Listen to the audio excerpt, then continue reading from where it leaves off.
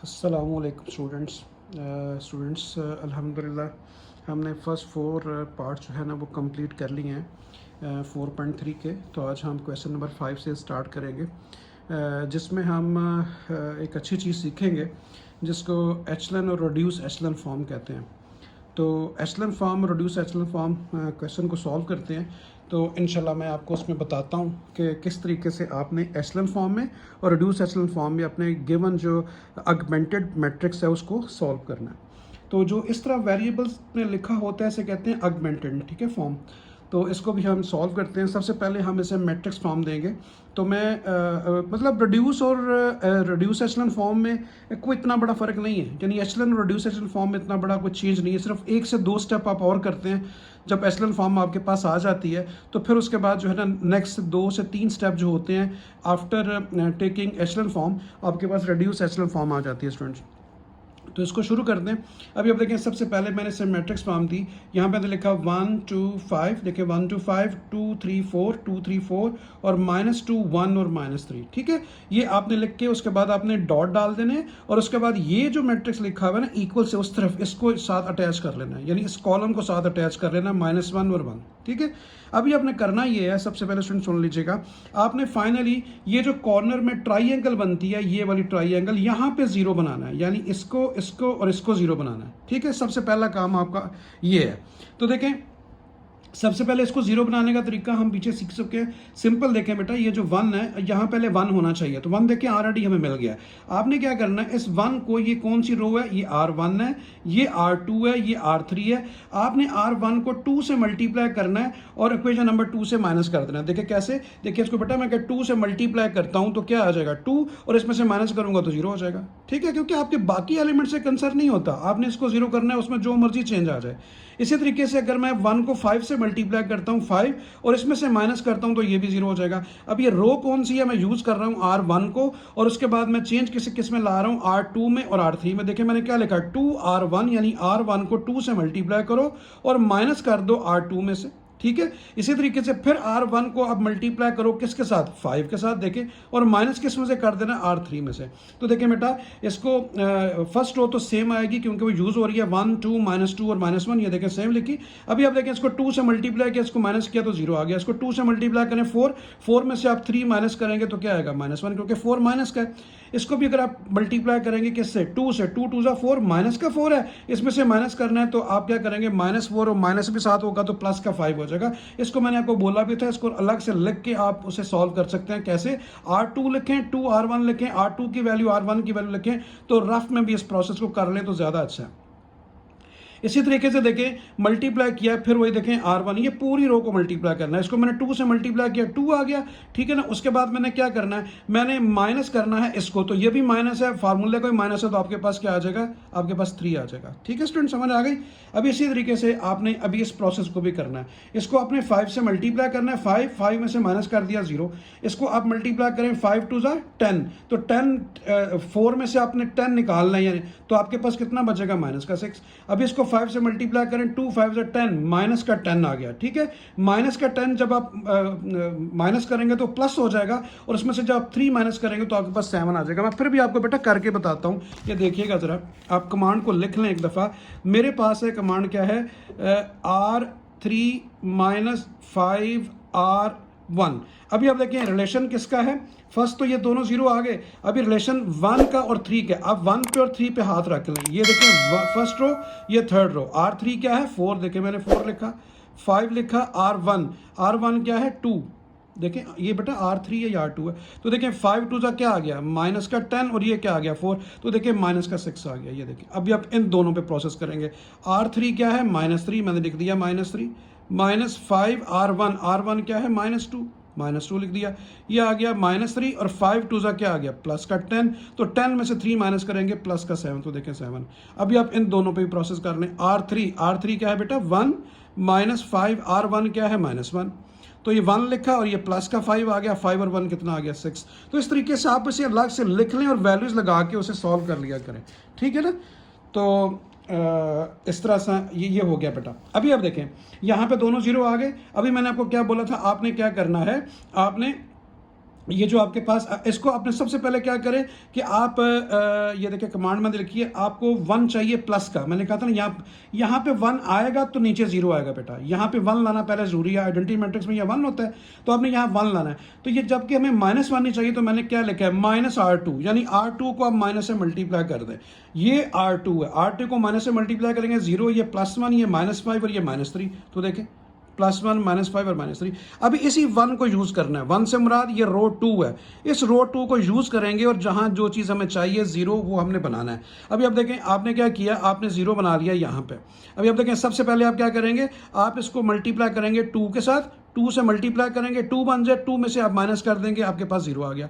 फिर देखें इसको 2 आप क्या करेंगे, अभी देखिए मैं फिर कह रहा हूँ बेटा, ये पूरी जो रो 2 है इसको 2 से मल्टीप्लाई करना है। तो ये प्रोसेस फर्स्ट वाला तो कंप्लीट हो गया, 0 आ गया। अभी आप देखें इसको 2 से मल्टीप्लाई करें, देखिए आपने इससे आगे मूव करना है, इससे आगे।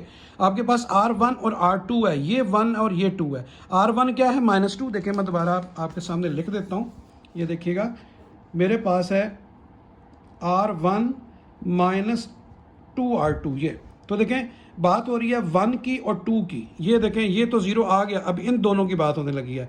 तो देखें सबसे पहले R1 क्या है -5, फिर क्या लिखा है -2, R2 क्या है -2। तो देखें बेटा क्या आ गया -5 और 2 2 जा क्या आपके पास बन गया 4 प्लस का, तो माइनस का 1 आ गया। ठीक है, बात समझे, तो देखिए माइनस का 1 आ गया। तो इसी तरीके से आपने ये सारा प्रोसेस करना है और उसके बाद आपने क्या करना है, ज़ाहिर इसको भी 0 करना है। इसको 0 करने के लिए फिर इसे यूज़ करना है। ये कौन सी रो है R2 को मैं 6 से मल्टीप्लाई करूंगा और ये कौन सी रो है R3 में प्लस करूंगा। अगर माइनस लिखा हो तो आपने प्लस लिखना है, तभी तो कैंसिल होगा आपस में। देखिए कैसे बेटा, इसको मैं 6 से मल्टीप्लाई करता हूँ, 6 आ गया, इसमें मैं प्लस करता हूँ तो प्लस का 6 और माइनस का 6, यहाँ पे क्या आ गया 0। अभी ये प्रोसेस इन दोनों पे भी करना है आपने क्या करना है, 7 को 6 से मल्टीप्लाई करना है, 7 6 42। ठीक है, ये देखें दोबारा देखें, ये देखें 6 R2 आपके पास क्या है, R2 आपके पास 5 है, तो 5 को 6 से मल्टीप्लाई करेंगे, R3 के 7 और माइनस करेंगे तो आपके पास माइनस का 23 आ जाएगा। ठीक है, चलिए मैं आपको करके भी बताता हूँ। ये देखिएगा आपके पास है R3 + 6R2, ये देखें ये है। अभी बात हो रही है किसकी, 2 की और 3 की। 2 और 3 पे आप हाथ रख लें, ये 2 और 3 है। ठीक है, R3 आपके पास है 7 + 6 R2 क्या है -5। तो देखें बेटा ये क्या आ गया, 7 और 6 5 तक क्या बन गया 30 में से 7 माइनस करेंगे तो माइनस का 23। ये देखें, ठीक है, चलिए आगे भी चलते हैं। अब इन दोनों के देखें आपने ऐसे चलना है, ऐसे R2 R3। अभी बात हो रही है इन दोनों की। ठीक है, तो इन दोनों के लिए R3 क्या है 6, ये देखें R3 6 है, माइनस उसके बाद है +6 R2, देखें 6 R2 क्या है -3। तो आपके पास आ गया 6 6 3 18, तो 18 में से माइनस करेंगे तो माइनस का 12 आ गया। देखिए माइनस का 12। ठीक है स्टूडेंट, समझ आ रही है ना, मतलब वो एक लग से लिख लिया करें, फिर मिस्टेक बिल्कुल भी नहीं होती। ये आ गया। अभी आपने यहाँ पे 1 लाना है, यानी ये डायगोनल में 1 बनाना चाहिए। यहाँ पे 1 लाने के लिए सिंपल सा तरीका मैंने आपको बताया था कि अगर 23 को 1 बनाना है तो आपने -23 से डिवाइड करना है। तो -23 से R3 को डिवाइड कर दिया, ये देखें R3 है, उसको 23 से विद -साइन डिवाइड कर दिया। ठीक है, इसको 23 देखें, इस पूरी को 0/23 0 0/23 0 23/23 करेंगे तो 1 आ गया माइनस के साथ। तो 12 को जब आप 23 से डिवाइड करेंगे तो माइनस माइनस सिर्फ आपस में कैंसिल होंगे, 12/23 आ जाएगा बेटा। इसके नीचे जब आप -23 से डिवाइड करेंगे तो माइनस माइनस से कैंसिल हो गया, 12/23 आ गया। तो ये आपके पास ये जो फॉर्म आ चुकी है, ये आपकी एचलन फॉर्म है। ये एचलन फॉर्म है जब ये तीनों जगह 0 आ जाए और ऊपर 1 बन जाए। ठीक है, बात समझ आ गई। अभी आप अगर आप देखें तो इसको आपने लिखा है, जब इसको दोबारा आप ऑगमेंटेड फॉर्म में लिखेंगे तो ये बेसिकली क्या है, ये देखें ये x1 है और ये क्या है x2 0 हो चुका है और ये क्या है, ये x3 की वैल्यू है और राइट साइड पे 1 की जगह पे अभी 5 बन गया हुआ है। आपने इस तरीके से इसको जो है ना वो देखना है। मैं आगे चलता हूँ, आपको समझ आएगी। अभी आप देखें, अभी हम रिजल्ट लिखने लगे हैं, जो मैं आपको बार बार बात कर रहा था वो ये है बेटा। अब ये क्या है x1, आपने इसी तरीके से वापस इसको लिखना है। ये x1 है, ये x2 है, ये x3 है और ये कांस्टेंट है। तो इसको मैं क्या लिखूंगा, x1, ये x2 तो 0 हो गया, x1 + 8 x3, ये देखिए थर्ड पोजीशन पे है तो ये x3 है। तो देखिए मैंने वही लिखा है कि x1 + 8 x3। ठीक है, और राइट साइड पे क्या आ रहा है, राइट साइड पे देखें 5 आ रहा है तो 5 लिख दिया, ले ये 5 आ गया। ठीक है बेटा, अभी आप नीचे चलें, नीचे देखें क्या है, जीरो यानी x1 जीरो हो गया, और ये किसकी वैल्यू है, देखें बेटा ये x1 है, ये x2 है, ये x3 है और ये कांस्टेंट है। तो ये x1 तो जीरो हो गया, ये क्या आएगा x2 minus 5x3 is equal to -3। तो देखें मैंने यही लिखा है x2 minus 5x3 is equal to -3, ठीक है। और इस तरह देखें एचलन फॉर्म ने आपकी क्या हेल्प की, आपको x3 की डायरेक्ट वैल्यू दे दी। देखें x1 जीरो हो गया, x2 भी जीरो हो गया, ये किसका है कोफिशिएंट है x3 का, तो ये आ गया x3 इज इक्वल टू 12/23, ये x3 का है। तो देखें मैंने वही लिखा है आखिर में कि x3 इज इक्वल टू 12/23, ठीक है। और फाइनली आपने करना क्या होता है, आपने x1 x2 x3 की वैल्यू फाइंड करनी है। तो देखिए बेटा आपके पास x3 आ गया, अभी आप क्या करेंगे, लिखेंगे put x3 is equal to 12/23। कहाँ पुट करें क्वेश्चन, 1 में करें 2 में करें, दोनों में x3 आ रहा है। 2 में पुट करेंगे x2 पहले आ जाएगा, अगर आप 1 में x3 की वैल्यू पुट करते हैं तो x1 आ जाएगा। तो मैंने लिखा पुट x3 इज इक्वल 12/23 इन 1, तो 1 में पुट कर दे। देखिए x1 लिखा, 8 लिखा, x3 की जगह पे क्या लिख दिया 12/23। उसके बाद इसको सॉल्व किया, 12 को 8 से मल्टीप्लाई किया तो वो आपके पास 96 आ गया। इन दोनों का एलसीएम लिया, देखें मैं इसको उठा के बेटा राइट पे भी ले गया हूँ, राइट पे ले गया हूँ तो माइनस हो गया, यानी 8 12 96/23 को राइट पे ले गया हूँ, माइनस हो गया। इन दोनों का एलसीएम लिया तो ये आ गया 19/23। तो x1 की वैल्यू आ गई आपके पास 91, ठीक है, 19 आती है, ये कैसे लिख दिया 19, ठीक है ना बेटा, 19 आ रही है वो भी प्लस की, तो प्लस 19/23 आ गया, क्योंकि देखें 4 और 15 बिल्कुल 19। अभी आप लिखेंगे यहाँ पे put x3 is equal to 12/23, यानी 12/23 की वैल्यू x1 में पुट कर दें ताकि आपके पास क्या आ जाए x1 की वैल्यू। तो 12/23 आपने पुट किया, 12 5 कितना होता है 60/23 आ गया, उसको राइट पे ले गया, माइनस था प्लस हो गया, इन दोनों का एलसीएम लिया और आपके पास जो है वो x2 की वैल्यू आ गई -9/23। तो x3 आपके पास आ चुका था 12/23, x1 आपके पास आ गया 19/23 और ये आपके पास आ गया -9/23, ठीक है स्टूडेंट्स। तो इस तरीके से आपके पास ये एचलन फॉर्म से आपने क्या किया, इसको सॉल्व किया ऑगमेंटेड इक्वेशन को, जिसमें x1 x2 और x3 की वैल्यू फाइंड आउट की। इसको मैं ब्लॉक में कर देता हूँ ताकि आपको देखने में आसानी हो। ये आपके पास आ गई x3 की वैल्यू। अभी हम क्या करेंगे, रिड्यूस एचलन फॉर्म। रिड्यूस एचलन फॉर्म और एचलन फॉर्म में ये फर्क होता है कि रिड्यूस एचलन फॉर्म जो होती है बेटा, उसमें हमें ये इक्वेशन नहीं बनानी पड़ती, हमारे पास डायरेक्ट x1 x2 x3 की वैल्यू आती है, मतलब ये हमें पुट नहीं करना पड़ता, ये सारा प्रोसेस नहीं होता उसमें। देखिए कैसे करना है, हम फर्दर उसे रिड्यूस करेंगे, फर्दर मतलब आपने अपनी लेफ्ट साइड पे जो है ना वो इसको सॉल्व करना है, सारे के सारे को, इसको आपने पूरा आइडेंटिटी मैट्रिक्स बनाना है, यानी 1 0 0 0 1 0 0 0 1, यानी ये जो डॉटेड से इस तरफ लिखा है इस सारे को आपने आइडेंटिटी बनाना है बेटा, आइडेंटिटी। तो इसमें देखिए 2 तो सिर्फ रह गए हैं, ये 1 तो आ चुका है, यहाँ सिर्फ 2 जगह 0 बनाना है यहाँ पे। तो मैं क्या करूँगा, जहाँ पे 1 होता है बेटा वही रो यूज़ होती है, ये R3 या R3 को मैं यूज़ करूँगा, मैं इसे क्या करूँगा 8 से मल्टीप्लाई करूँगा, 8 बन गया और इसमें से माइनस कर दूंगा, ठीक है 0 हो जाएगा। इसी तरीके से मैं इसको 5 से मल्टीप्लाई करूंगा और मैं रो 2 में ऐड कर दूंगा, मैंने कहा था माइनस हो तो प्लस लिखते हैं, तो इसको मैं 5 से मल्टीप्लाई करूंगा, इसमें ऐड करूंगा, यहाँ पे 0 हो जाएगा, ठीक है समझ आ गई। तो ये मैंने नीचे लिख दिया R1 - 8 R3 और 5 R3 + R2, ठीक है। तो ये प्रोसेस जो है ना वो मैंने यहाँ पे लिख दिया। अभी हम आगे चलते हैं, मैं आपको बताता हूँ। तो ये हमारे पास जो है ना फर्दर सिंप्लीफाई होकर ये आपके पास, ये मैंने दोबारा वैसे एक दफ़ा लिख दिया ताकि आपको कन्फ्यूजन ना हो पिछले पेज को इस पेज की। तो यहाँ पे देखें बेटा इस दोनों पे 0 आ गया। अभी ये कमांड जब आप इन दोनों पे और इन दोनों पे अप्लाई करेंगे तो आपके पास 19/23 -9/23 और 12/23 आएगा, ठीक है समझ आ गई। ये कमांड आपको मैंने अप्लाई करना सिखा दिया। अभी आप देखें फ़ायदा क्या हुआ कि यहाँ पे देखें x1 की ये आपके पास रिड्यूस एचलन फॉर्म है, ये रिड्यूस एचलन फॉर्म है, ठीक है। अभी आप देखें इसमें आपके पास क्या हुआ कि यहाँ पे 1 आ गया, ये दोनों 0 हो गए। तो ये देखें ये किसका कोफिशिएंट है x1 का, तो x1 की वैल्यू क्या आ गई 19/23। यहाँ पे देखें x1 और x3 दोनों 0 हो चुके हैं। बार बार बता रहा हूँ बेटा, ये x1 का कोफिशिएंट, x2 का कोफिशिएंट, x3 का कोफिशिएंट, 1 और 3 0 हो गए। x2 की वैल्यू आ गई -9/23, ये आ गई। फिर उसके बाद देखें x1 0 हो गया, x2 0 हो गया, x3 की वैल्यू आ गई 12/23। तो देखें ये वही सेम आंसर आया जो आपका आंसर, ये देखें यहाँ पे ये सेम वही आंसर आया। ये देखें 1 2 और 3 जो आपको यहाँ पे वही तीनों आंसर मिले, आंसर सेम आ रहा है। रिड्यूस एचेलॉन फॉर्म में देखें इक्वेशंस नहीं बनी, डायरेक्ट देखें यहाँ पे x2 x3 जीरो हो गया, यहाँ पे x1 और x3 जीरो हो गया, यहाँ पे x1 x2 जीरो हो गया, यहाँ पे x1 की वैल्यू आ गई, यहाँ पे x2 की वैल्यू आ गई, यहाँ पे x3 की वैल्यू आ गई। तो ये थी बेटा आपकी रिड्यूस एचेलॉन फॉर्म। ठीक है, बात समझ आ गई। इसी तरह इसका थर्ड पार्ट है, उसको भी करते हैं, मजीद आपको बात क्लियर होगी। तो ये इक्वेशंस लिखी हुई हैं। अब यार देखिए इसको मैट्रिक्स फॉर्म दी 1 2 3 4 1 1 1 -2 और -1, और उसके बाद आपने डॉट डाल के क्या लिखना है 2 9 और 12। देखिए मैंने यही लिखा है। ठीक है, आपको सबसे पहले यहाँ पे क्या चाहिए होता है 1, तो 1 तो ऑलरेडी हमें मिल गया। अभी जहां 1 मिले उसी रो को आपने यूज करना है। तो ये कौन सी रो है बेटा R1, ये R2, ये R3। मैं इसे अभी क्या करूंगा, बार बार बता रहा हूं, इसको 2 से मल्टीप्लाई करूंगा, 2 बन गया, इसमें से माइनस करूंगा, देखें 0 आ गया। ठीक है, अभी ये प्रोसेस आपने इस पे भी करना है, यानी इसको 2 से मल्टीप्लाई किया, 2 2 4। ठीक है, 4 आ गया। ये देखिए दोबारा देखें बेटा, इसको आपने क्या करना है 2 से मल्टीप्लाई करना है इस पूरी रो को, किसको R1 को, R1 को 2 से मल्टीप्लाई करके माइनस करना है 2 में से। इसको 2 से मल्टीप्लाई किया, 2 4 8 8 आ गया, और 1 में से माइनस करते हैं तो 1 -8, बाकी क्या बच गया माइनस का 7। इसको भी देखें आप मल्टीप्लाई करें 2 से, 2 1 2, और इसमें से माइनस कर दें तो -2 कितना हो गया -4। ठीक है, अभी इसी तरीके से ये सारी बन गई। अभी आपने क्या करना है, इस पूरी को 3 से मल्टीप्लाई करना है, 3 से मल्टीप्लाई करके R3 से माइनस करना है। इसको 3 से मल्टीप्लाई किया, 3 1 3, इसमें से माइनस कर दें 0।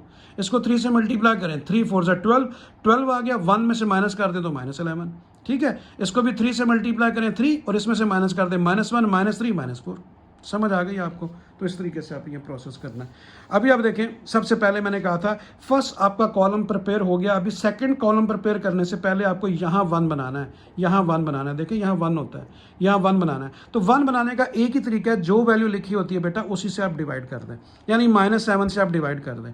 ठीक है, तो -7 से डिवाइड कर दिया, किसको, R2 को। ये पूरी R2 को 7 से डिवाइड किया विद माइनस साइन, तो 0 बाय -7 0, -7 डिवाइड बाय -7 1 आ गया। ये क्या आ गया 4/7, माइनस माइनस से कैंसिल हो गया, और ये 5/7 आ गया विद माइनस, क्योंकि माइनस से किया। तो देखिए आपको यहाँ 1 मिल गया। जब यहाँ 1 मिले तो आप क्या करें, आप इसको और इसको भी 0 करें, इसको और इसको 0 करें। इसको देखिए मैं क्या करूँगा, इसको 0 करने के लिए मैं इसको 4 से मल्टीप्लाई करूँगा, ये 4 हो गया, इसमें से माइनस कर दूंगा 0। इसी तरीके से ये प्रोसेस आपने पूरी रो के साथ करना है। देखिए मैंने यही लिखा है 4R2 - R1, यानी R2 को 4 से मल्टीप्लाई कर दो और R1 से माइनस कर दो। इसको रफ में लिख लिया करें और वैल्यू दोनों लगा के जो आंसर आता है वो लिख लिया करें। इसी तरीके से देखें यहाँ पे क्या आ गया 11R2, यानी मैं R2 को क्या करूँगा, देखिए इसको 11 से मल्टीप्लाई करूँगा और इसमें प्लस करूँगा। मैंने कहा था अगर वैल्यू माइनस हो तो फिर प्लस का साइन आता है, अगर प्लस हो तो फिर माइनस का साइन। ठीक है, इसको 11 से मल्टीप्लाई करूँगा, 11 आ गया, इसमें प्लस करूँगा 0 हो गया। तो ये प्रोसेस अगले पेज पे, तो उसको देखते हैं। तो ये देखिए इस तरीके से आपके पास ये दोनों जो है बेटा 0 बन गई। वो स्टेप मैंने दोबारा लिख दिया ताकि आपको कन्फ्यूजन हो, जो पीछे लिखा हुआ था। मैंने इन दोनों को 0 किया, इन दोनों पे आपने प्रोसेस करना है। अभी आपको पहले समझा चुका हूँ, ये वो मैंने तो कमांड दोबारा लिख दी है। आप इस पर अप्लाई करेंगे तो ये 0 आ गया। अभी आपने क्या करना है, मैंने कहा था यहाँ पे 1 बनाना है, यहाँ पे 1 बनाना है। ठीक है, पूरी उम्मीद है बच्चों अभी आपको समझ आ गई है कि इसको सॉल्व कैसे करना है। इस कमांड को लिख लिया करें, इसमें R1 R2 की वैल्यू लगाएं, जो फाइनल आंसर आता है उसको लिखते जाएं। इसकी पूरी उम्मीद है कि प्रैक्टिस हो रही है, शुरू से मैं इस चैप्टर से शुरू से ये काम हो रहा है। अभी आप देखें इसको मैं क्या करूंगा, यहाँ 1 बनाना है। यहाँ 1 बनाने के लिए क्या करूंगा, इसके रेसिप्रोकल से यहाँ 16/7 से डिवाइड कर दूंगा। किसको, ये कौन सी रो है, R3 से। तो R3 को आप डिवाइड कर दें 16/7 से, यहाँ पर मल्टीप्लाई कर दें 7/16 से, यानी इसके रेसिप्रोकल ले लें, क्योंकि इसको जब ऊपर लेके जाऊंगा फिर भी तो 7/16 होगा। तो इसको कैंसिल करने के लिए 16/7 से डिवाइड किया तो 1 आ गया।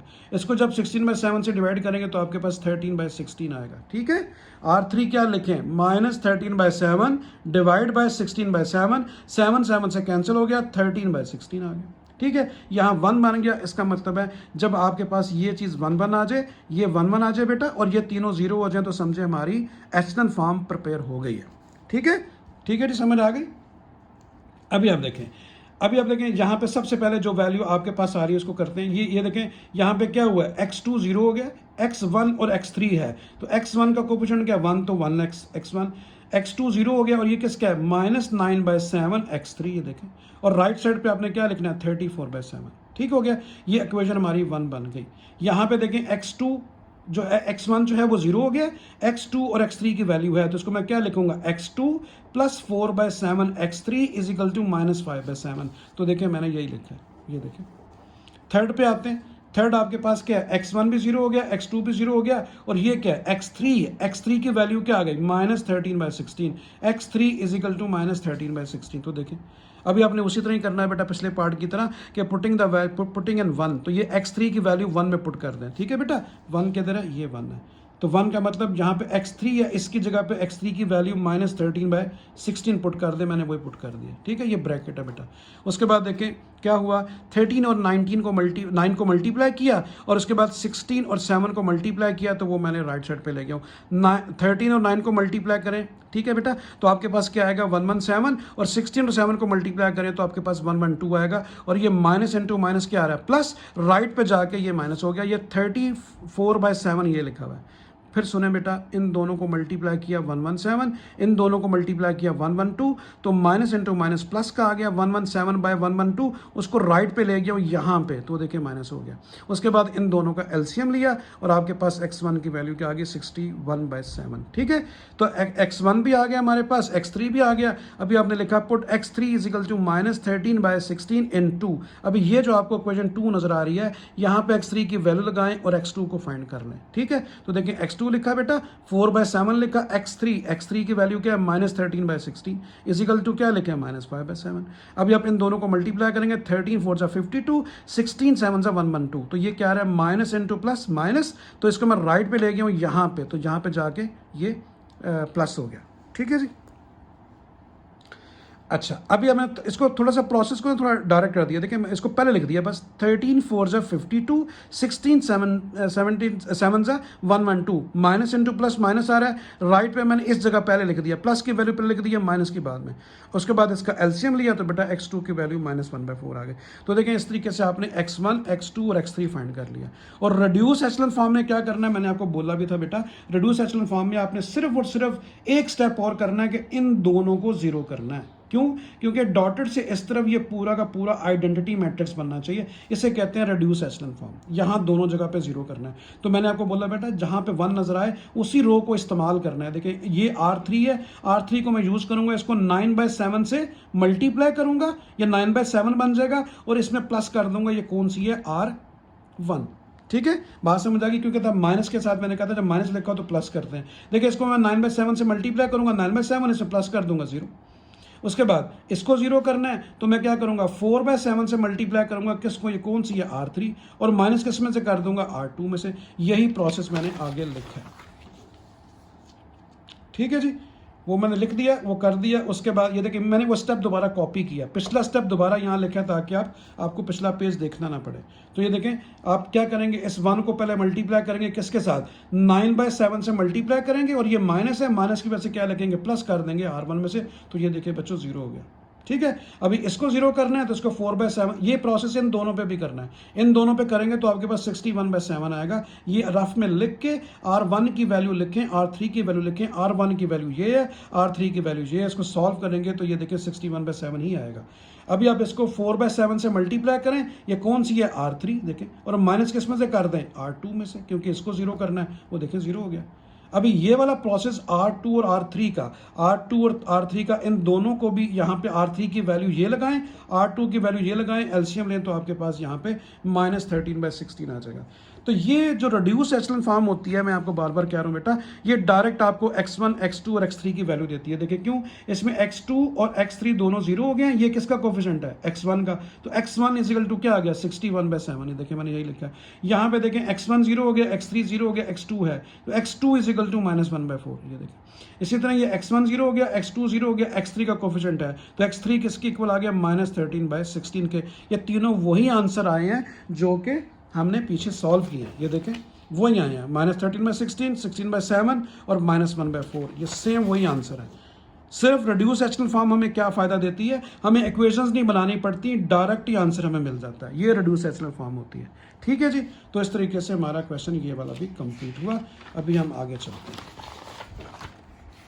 लें जी, क्वेश्चन नंबर 6, क्वेश्चन नंबर 6 में उसने लिखा हुआ है कि solve homogeneous equation by using Gaussian elimination method.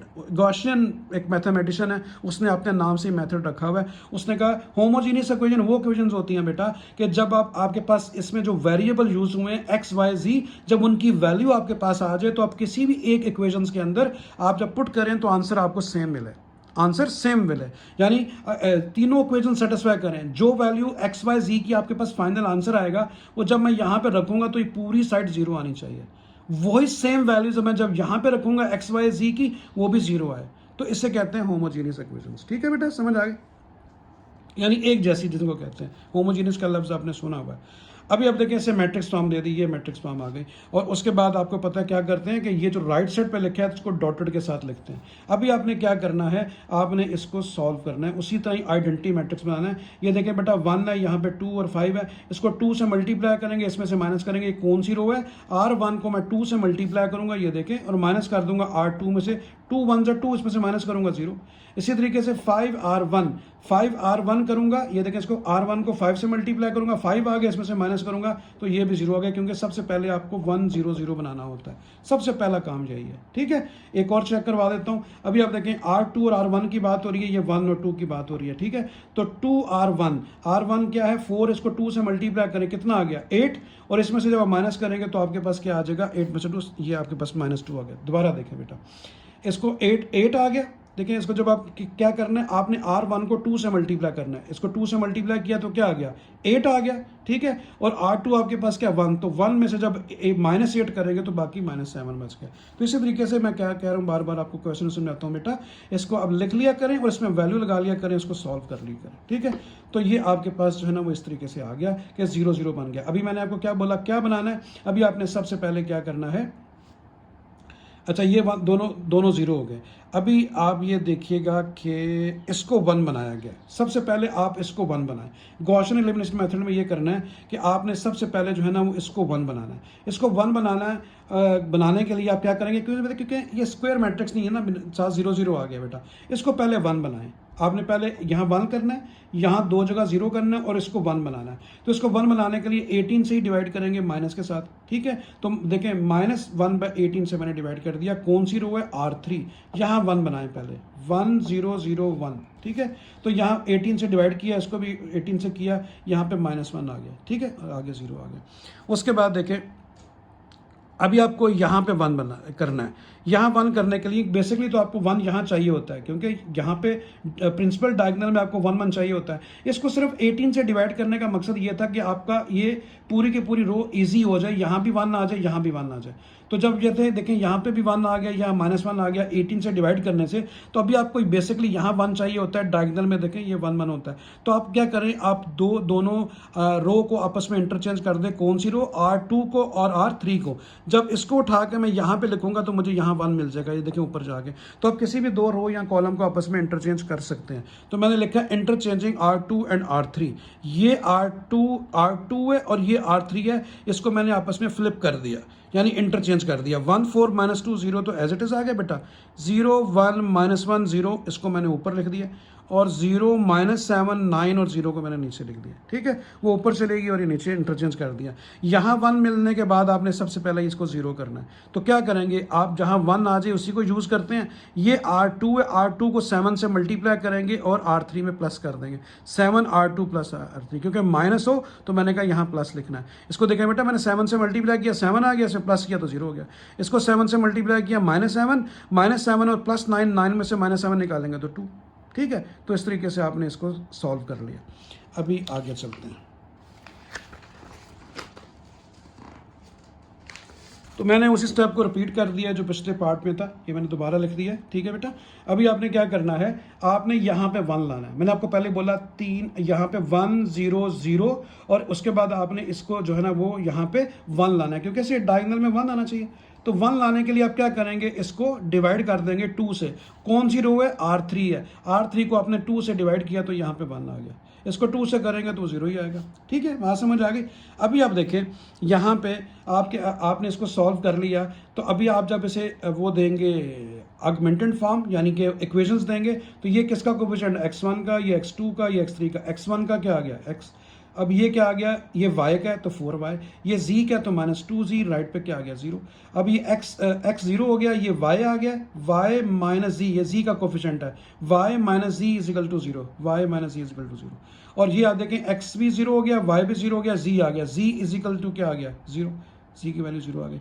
अभी आप ये z की वैल्यू जो है बेटा पुट कर देंगे इक्वेशन नंबर 2 में, z की मैं यहाँ वैल्यू पुट करूँगा y आ जाएगा, यहाँ 0 पुट करूँगा तो y भी 0 हो गया, ठीक है। अभी आप क्या करेंगे, आप y और z की वैल्यू इक्वेशन नंबर 1 में पुट करेंगे, y और z की, ताकि x आ जाए, ताकि x आ जाए। तो देखें putting the value of y and z in equation number 1, तो इक्वेशन नंबर 1 में बेटा y और z की वैल्यू, y की जगह भी 0 लगा दिया, z की जगह भी 0 लगा दिया, तो ये भी 0 हो गए, तो x की वैल्यू भी 0 आ गई। तो आपके पास x की वैल्यू भी 0 आ गई, y की वैल्यू भी 0 आ गई, z की वैल्यू भी 0 आ गई। तो ये सिंपल सा प्रोसेस था गॉसियन एलिमिनेशन मेथड का। तो आपने क्या करना है, फिर देखें बेटा, आपने इसको 1 0 0 बनाना है, इसको 1 करना है, इसको 0 करना है, और ये इसके डायगोनल में 1 लाना है, इसके डायगोनल में 1 लाना है, ठीक है। फिर देखें बेटा, इस पूरी लाइन में 1 आए और इससे पीछे दोनों 0 आए, ठीक है। इस पूरी डायगोनल, प्रिंसिपल डायगोनल में 1 आए और बाकी जो साइड पे हैं वो 0 आए, तो उसके बाद फिर ऐसे सॉल्व करना शुरू कर दें, इक्वेशन की फॉर्म दे दें। तो इसके तीसरे पार्ट की तरफ चलते हैं। ये सबसे पहले इसे जो है ना वो मैट्रिक्स फॉर्म थी बेटा, ये देखें 1 1 2, और फिर उसके बाद क्या है 2 -1 और 1, ये देखें, फिर -1 5 और 4, और उसके बाद 0 0 आ गया, ठीक है। अभी आप देखें फिर उसी तरीके से क्या करना है, एक ही बात बार बार रिपीट हो रही है बेटा, कि आपने क्या करना है, अभी यहाँ पे 0 बनाना है और यहाँ पे 0 बनाना है। आप इसे यूज़ करेंगे, ये कौन सी आर है, इसको क्यों यूज़ करना है, क्योंकि इसको चेंज नहीं करना है, यहाँ 1 चाहिए। तो आप इसे क्या करेंगे, ये कौन सी रो है, R1 है, तो R1 को माइनस कर देंगे किस में से, R2 में से। देखें 1 -1, यहाँ पे 0 मिल जाएगा, ये देखें मैंने यही लिखा R1 - R2। फिर इसी तरीके से आपने इसको 0 बनाना है, यूज़ इसे ही करना है R1 को, इसको मैं 2 से मल्टीप्लाई करूंगा, 2 1 2, और इसमें से माइनस कर दूंगा तो 2 - 2 0। तो ये देखें 2 R2 - R3, यानी इसको 2 से मल्टीप्लाई करके R3 से माइनस कर दिया। तो इस प्रोसेस को मैंने आगे किया, बताता हूँ आपको। तो देखें बेटा, ये प्रोसेस हो गया, तो यहाँ पे दोनों जगह 0 मिल गया। वो प्रोसेस कमांड लिख के रफ में सॉल्व करके यहाँ पे वैल्यू लिखते जाएं, आप आराम से करना है कि इंशाल्लाह कोई गलती नहीं होगी। उसके बाद देखें, मैंने कहा था ना यहाँ पे 1 बनाना है, तो इसको 1 बनाने के लिए ये कौन सी रो है, R2 यहाँ 1 बनाना है पहले, क्योंकि यहाँ 1 बनाना है, 0 0 पहले 1 बनाएं और फिर इसको 0 करें, ठीक है बेटा। फिर इसको 1 बनाएं, दोबारा देखें 1 0 0, इसको 1 बनाएं, ठीक है, और उसके बाद इसको 0 करें और इसको 1 बना लें, तो आपके पास गॉसियन एलिमिनेशन मेथड का सोल्यूशन आ जाएगा। आपके पास डायरेक्टली वैल्यू आ जाएगी किसकी, ये आखिरी जो रो आती है जी की, उसकी वैल्यू आ जाएगी, यहाँ फिर x3, ठीक है।